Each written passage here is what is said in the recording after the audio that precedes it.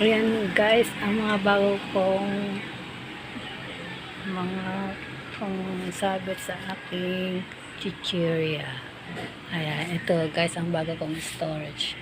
Mini cabinet storage. Tsaka ito po guys, ayan. Ayan po mga biskuit, mga kape, shampoo, mga gatas. Ayan po guys. Mga dilata.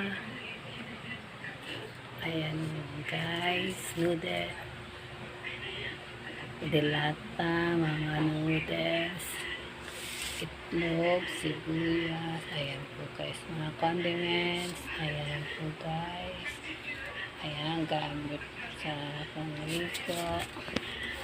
Ayan po guys. Ayan, ito po yung mga sablings ko sa baba. Ayan guys. Update lang po sa aming mini store. Ayan, thank you so much guys.